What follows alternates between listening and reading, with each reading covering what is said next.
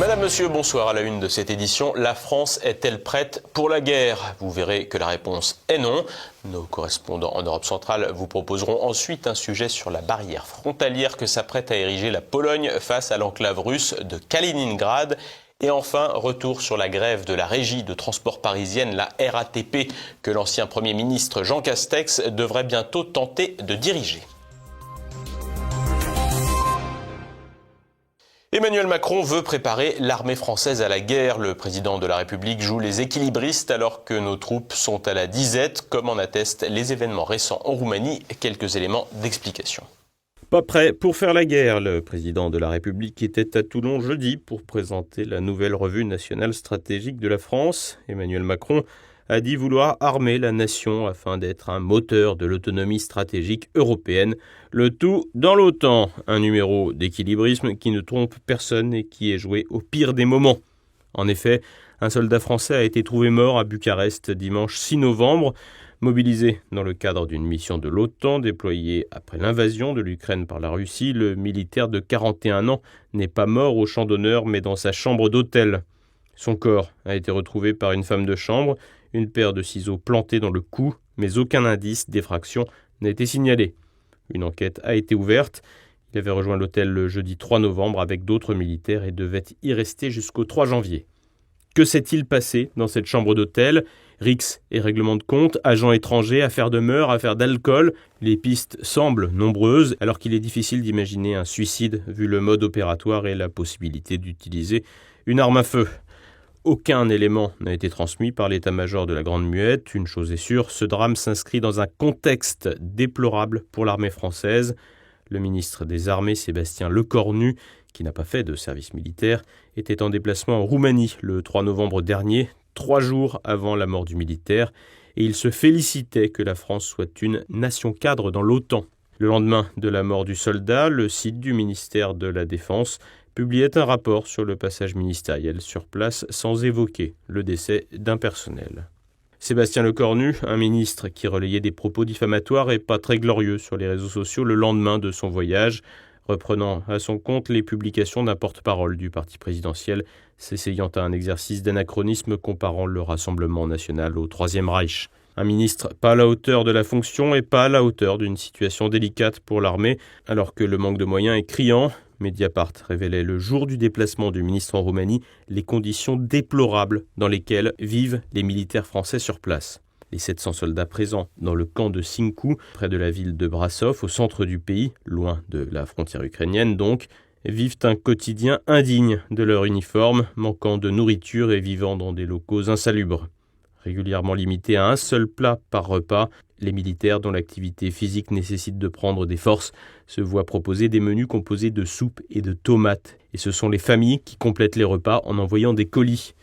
Une honte à laquelle s'ajoute celle des conditions de logement déplorables en matière d'hygiène et de chauffage. Un demi-millier de militaires, majoritairement des cadres, vivraient ainsi dans des préfabriqués utilisés lors de l'opération Barkhane au Sahel. Ils auraient été envoyés en Roumanie sans être désinfectés et nettoyés, ce que conteste par ailleurs l'état-major.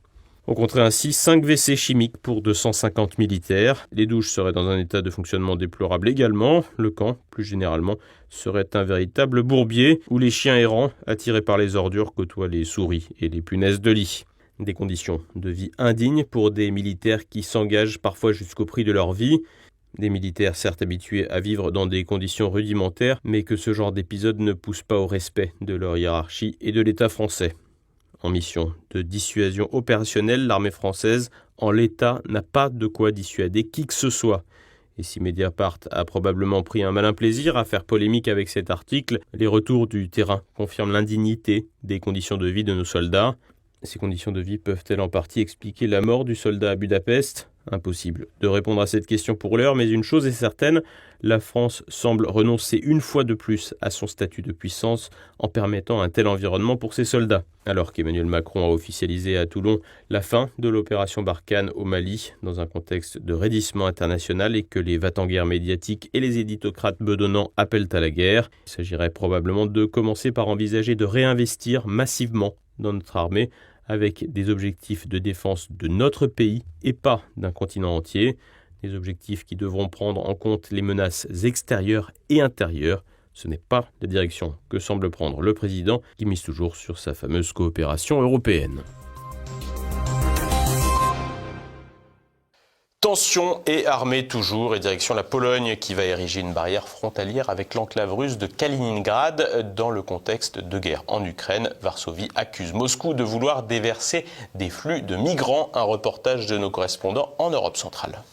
Une barrière de plus va séparer l'Europe de la Russie, plus précisément la Pologne et l'oblast enclavé de Kaliningrad. Ce territoire de 15 000 km² à l'histoire mouvementée faisait partie jusqu'en 1945 de la Prusse orientale allemande. Les redécoupages frontaliers internationaux et internes à l'Union soviétique ont attribué la région de Königsberg, devenue Kaliningrad, à la République socialiste fédérative soviétique de Russie. La disparition de l'URSS transformera soudainement l'oblast de Kaliningrad en exclave séparée de près de 500 km du reste de la Fédération de Russie. Les quelques accords qui avaient pu être passés pour faciliter le transit des frontaliers ou le tourisme ont été progressivement réduits à néant durant la décennie 2010, et le déclenchement de la guerre en Ukraine en février a encore aggravé les tensions entre d'un côté des velléités lituaniennes de mettre en œuvre un blocus partiel de Kaliningrad et de l'autre une crainte polono-lituanienne de voir la Russie et la Biélorussie recourir à la force pour mettre en place un corridor terrestre vers Kaliningrad, au détriment justement de la Pologne et de la Lituanie, dont la frontière commune de 90 km sépare justement Kaliningrad de la Biélorussie. En 2021, une opération de déstabilisation avait été entreprise par la Biélorussie d'acheminement de migrants moyen-orientaux aux frontières de la Pologne et des pays baltes. Cette crise, qui s'était étendue sur plusieurs mois, avait conduit la Pologne à construire une barrière à la frontière biélorusse pour contenir et repousser ces flux. Début novembre 2022, les autorités polonaises ont annoncé entreprendre la construction d'une barrière similaire à la frontière russo-polonaise. Selon Olivier Beau, correspondant de presse basé à Varsovie, le but est de prévenir la répétition du scénario migratoire biélorusse de l'an dernier.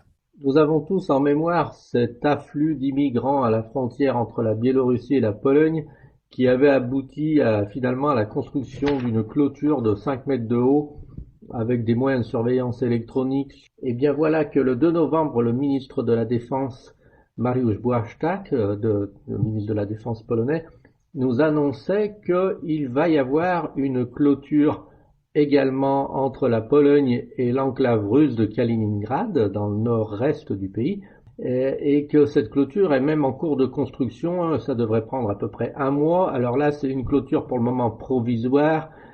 En fait, c'est une pose de barbelés de type rasoir sur 2,5 mètres de haut, 3 mètres de profondeur, et donc sur les 210 km de frontière entre la Pologne et Kaliningrad, pour la même raison, sauf qu'il n'y a pas encore d'afflux de migrants du Moyen-Orient ou d'Afrique comme à la frontière biélorusse, mais les Polonais s'attendent à ce qu'il y ait un tel afflux parce que les Russes ont décidé d'une part de supprimer les visas pour les pays, pour la plupart des pays d'Afrique et du Moyen-Orient, les visas de tourisme. D'autre part, l'aéroport de Kaliningrad s'est vu accorder le statut, le régime de ciel ouvert, donc ça lui permet de recevoir des avions civils de transport de passagers de tas de pays, y compris des avions qui n'arrivent pas de leur propre pays d'attache. Et ensuite, on sait que des discussions sont en cours avec la Turquie et la Syrie, notamment pour avoir des liaisons directes avec Kaliningrad. Donc c'est exactement ce qui s'était passé en Biélorussie. Les Polonais et même les Lituaniens qui ont dit hier observer très attentivement la situation pensent qu'il va y avoir la même chose depuis Kaliningrad. Et ils prennent les devants cette fois, ils n'attendent pas, comme ça avait été le cas avec la Biélorussie. Pendant des mois, on a vu cette situation où il fallait repousser ces migrants avec des barbelés un peu de fortune qui bloquaient assez mal le passage, d'autant plus que les services biélorusses, on les voyait découper ces barbelés pour faire passer les groupes de migrants. Ici, c'est perçu comme un acte de guerre hybride. Donc là, les Polonais prennent les devants. On peut supposer que les Lituaniens vont suivre. Avec un conflit russo-ukrainien parti pour durer et des manœuvres hostiles de chaque camp entre occidentaux et russes qui ne semblent pas devoir cesser, il est probable que les frontières physiques établies entre l'Europe et la Russie ne présentent pas un caractère temporaire, mais s'inscrivent dans la durée. Le rétablissement de relations plus sereines entre Européens et Russes ne semble donc pas être à prévoir pour un avenir proche. Retour en France à présent avec le mouvement de grève dans les transports d'Île-de-France, un mouvement social sur fond de revendications sociales, alors que l'ancien Premier ministre Jean Castex va prendre la direction de cet établissement public. La moitié des lignes de métro à l'arrêt à Paris. Les usagers du métro et du RER ont dû se lever tôt pour se déplacer ou bien prendre la voiture et provoquer ainsi 335 km de bouchons autour de la capitale aux alentours de 8 h du matin. L'ensemble des syndicats de la Régie autonome des transports parisiens, la RATP, CGT, FO, UNSA et Solidaire, a appelé à une journée de grève dans le cadre de la journée de mobilisation nationale et interprofessionnelle pour les salaires et les retraites. Les principaux enjeux de la mobilisation pour les salariés grévistes RATP sont la hausse des salaires et l'amélioration des conditions de travail. Les syndicats dénoncent un recours important au CDD et à l'intérim, une absence de bonification pour le travail de nuit, hormis la rémunération plus importante, et les conditions de circulation difficiles pour les chauffeurs de bus. Ce dernier élément apparaît comme le plus audible pour l'opinion. Les employés se plaignent aussi d'un matériel vétuste et même de freins usés sur les bus, ce qui a de quoi inquiéter. Les mécaniciens, eux, pointent du doigt des effectifs de moins en moins importants pour gérer de plus en plus de trains. Trop de trains, pas assez de personnel, la pénurie de conducteurs est aussi un des sujets évoqués par les syndicats. Un problème de recrutement qui s'ajoute au cas des quelques centaines d'employés qui, au motif d'une santé fragile, n'ont toujours pas repris le travail depuis l'épisode Covid. Tout cela sans oublier les 50 salariés en grève depuis maintenant 5 ans. Après un préavis de grève illimité, ils ont pu en toute légalité continuer à arrêter leur travail en bénéficiant des prestations sociales de la RATP, mais sans les salaires. De quoi tenter sa chance dans une autre activité en ayant la sécurité de l'emploi ou de s'assurer des revenus en liquide à côté de ces prestations sociales. C'est à ces défis et à bien d'autres, dont celui de l'islamisation du personnel, que devra faire face le futur patron de la régie. Un futur patron qui a déjà brillé ailleurs puisqu'il s'agit de Jean Castex. L'ancien Premier ministre a vu sa nomination au poste de PDG de la RATP approuvée par les commissions dites compétentes de l'Assemblée et du Sénat. En attendant que sa nomination soit confirmée en Conseil des ministres, il s'est donné pour défi de répondre aux attentes des usagers. Après avoir éludé la question de la réforme des retraites de la RATP, affirmant que c'était un défi de demain, mais sans en dire plus sur ce sujet, il a mis en avant des questions écologiques, je cite, « À distance égale en Île-de-France, on consomme 50 fois moins de CO2 en métro, RER ou tram qu'en voiture.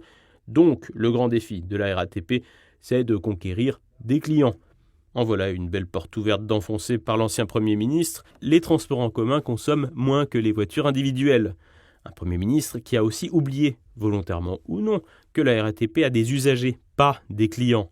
Pour tenter de mieux réussir son aventure dans les transports que celle passée à Matignon, Jean Castex devra aussi faire la paix avec la patronne d'Île-de-France Mobilité, la présidente de la région Île-de-France, Valérie Pécresse. Cette dernière était en froid avec le prédécesseur de Jean Castex, Catherine Guillouard, qui elle-même avait succédé à une certaine Elisabeth Borne. Décidément, leur monde est petit. Un petit monde, mais de gros revenus, car si l'ancien Premier ministre se défend de chercher la gamelle, il émargera néanmoins à pas loin d'1 demi-million d'euros annuels, de quoi agacer un peu les grévistes.